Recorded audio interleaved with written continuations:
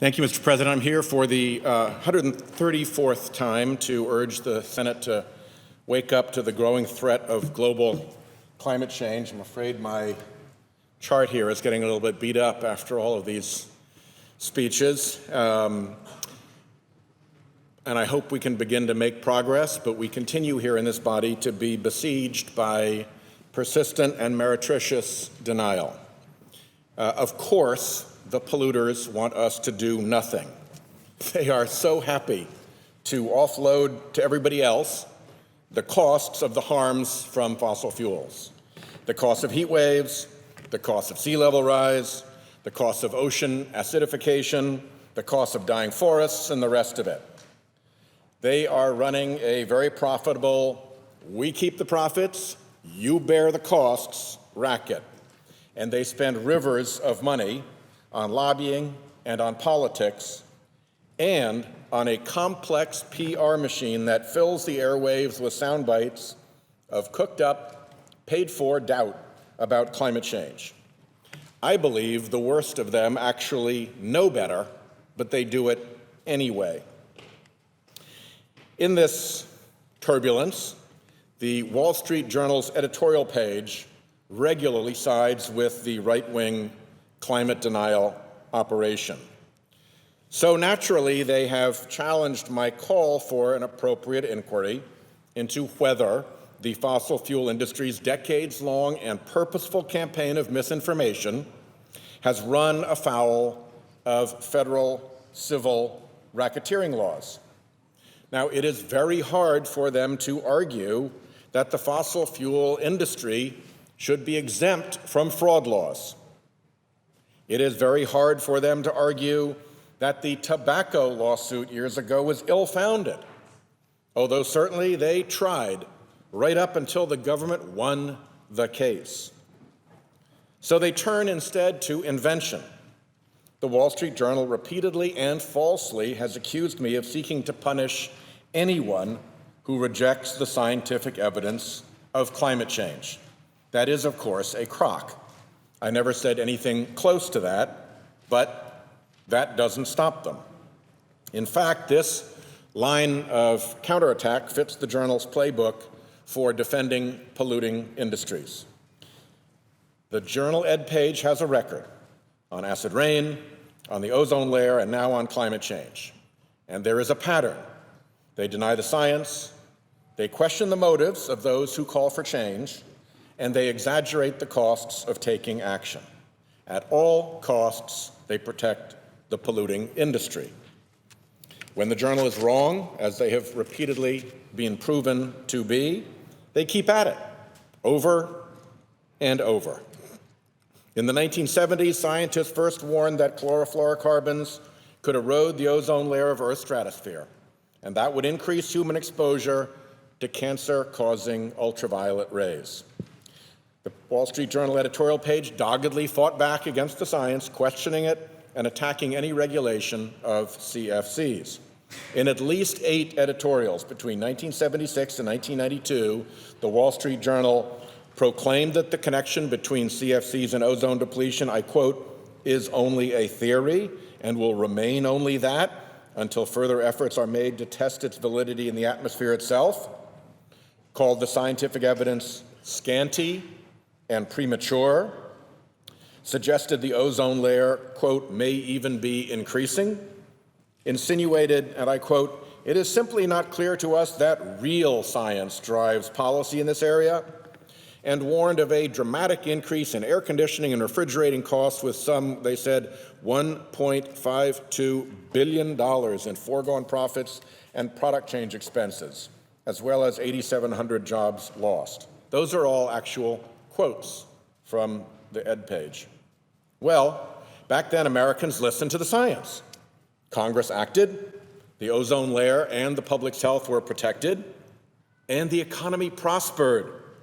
All those terrible costs that the Journal predicted, according to the EPA's 1999 progress report, every dollar invested in ozone protection provided $20 of societal health benefits in the United States. $1 spent, $20 saved.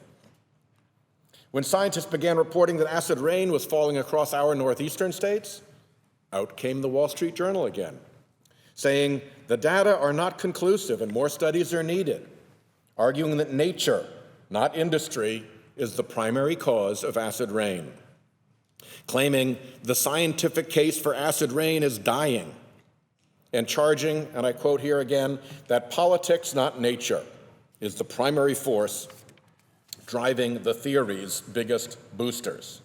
Again, those are all actual quotes, even as President Reagan's own scientific panel said that inaction would risk irreversible damage.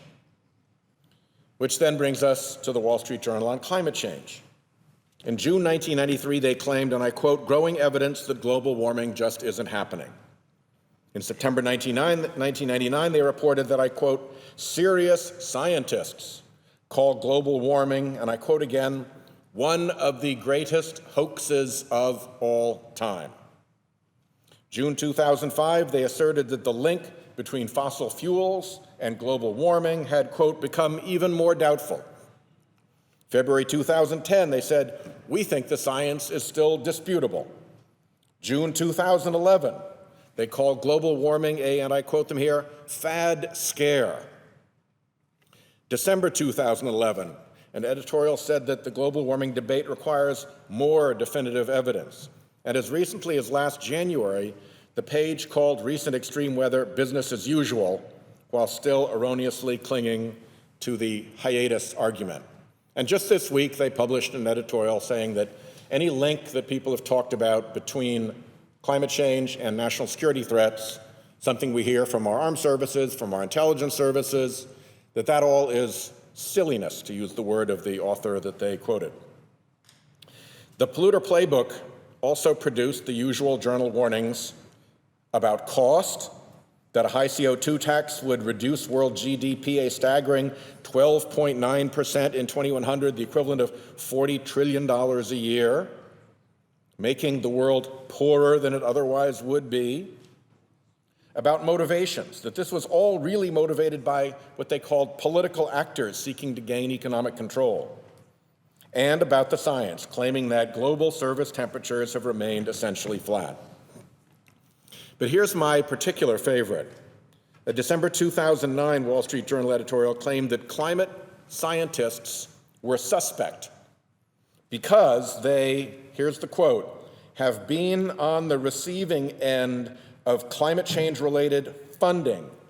So, the journal continues, all of them must believe in the reality and catastrophic imminence of global warming, just as a priest must believe in the existence of God, end quote. Set aside their suggestion that funding is why priests believe in God. Look at what they are saying about scientific funding.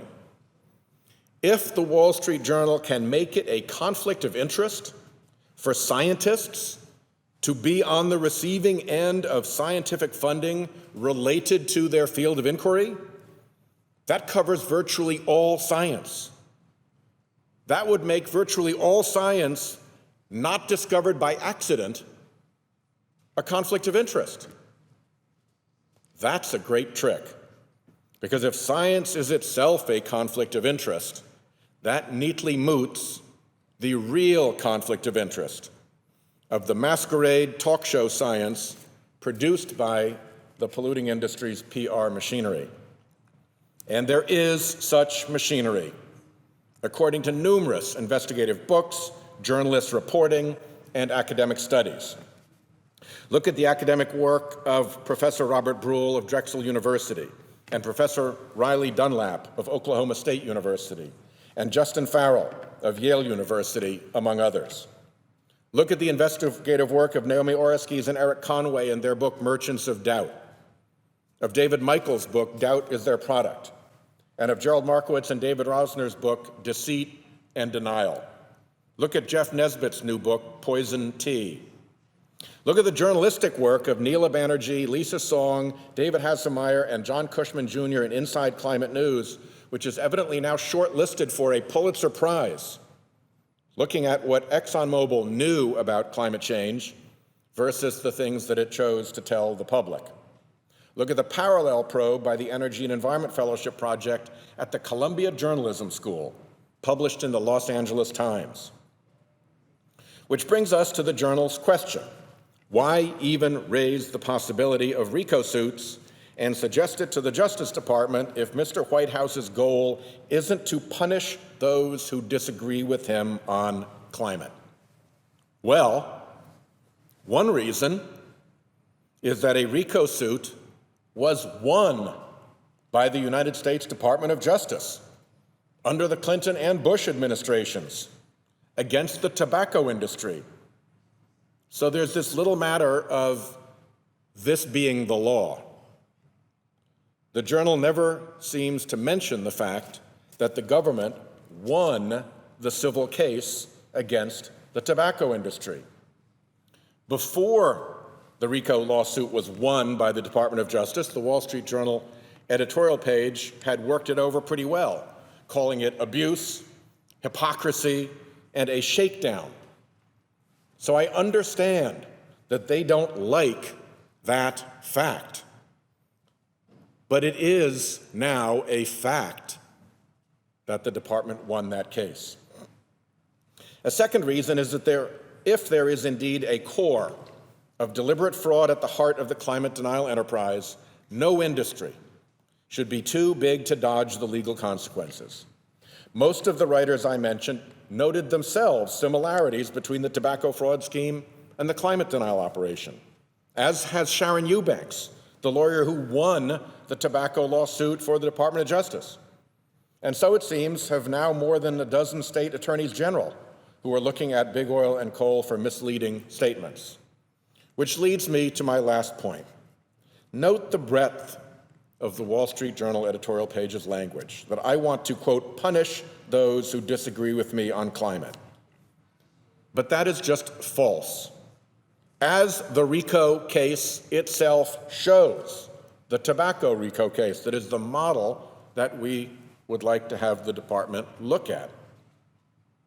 People who disagree with me on climate change would no more be the targets of such an investigation than smokers, or people who disagreed with the Surgeon General about tobacco's dangers were targets of the tobacco case.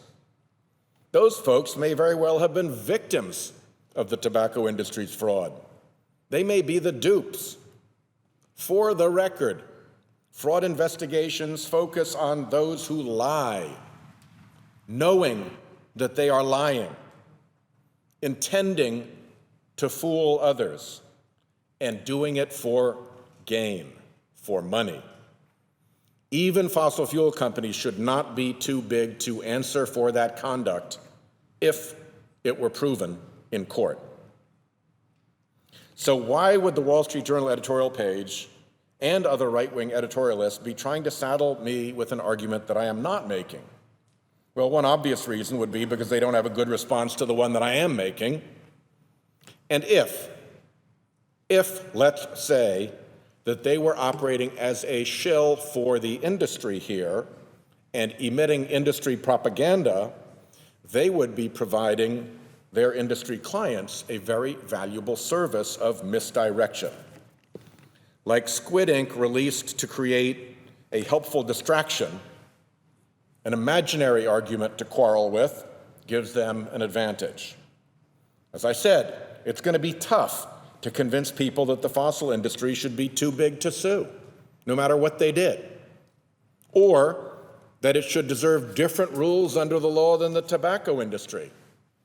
So if you're going to lose those arguments, you have to make another one. And they invent that I want to jail people, including contrarian scientists and skeptics. This is not rational argument. This is not the kind of rational, fact-based argument that a court would demand. It is defensive behavior on behalf of a creature that feels itself threatened and desperately wants to avoid that fair courtroom forum. A forum where the evidence matters, where the truth is required, and where the industry doesn't get to put in the fix. Everybody should know that I take climate change very seriously. Rhode Island is the ocean state.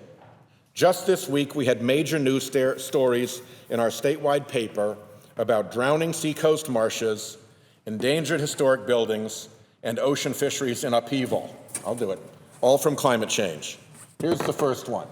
Drowning marshes, buying time against the tide in an uphill fight.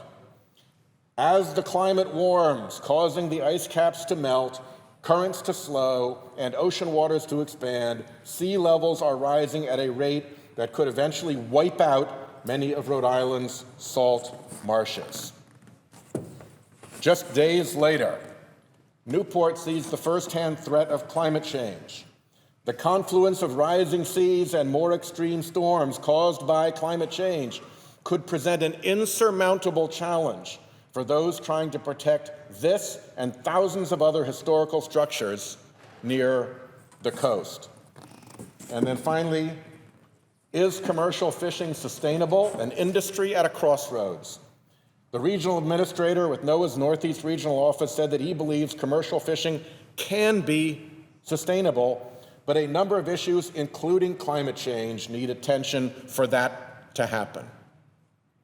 So I represent a state whose fishing industry depends on doing something about climate change, whose historic buildings are at risk of being flooded and lost by the insurmountable problem of climate change, and whose salt marshes, which are very important to our state, are rising at a rate that could eventually wipe them out. Am I supposed to ignore that? Am I supposed to ignore this? Not going to happen. I am proud to stand with our leading research institutions and scientists around the country, our national security experts, corporations like Apple, Google, Mars, National Grid. I'm proud to stand with President Obama and Pope Francis, who all agree about the seriousness of climate change.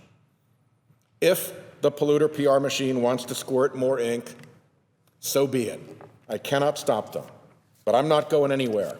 My state is in the crosshairs. This, Mr. President, is just one of those fights worth having.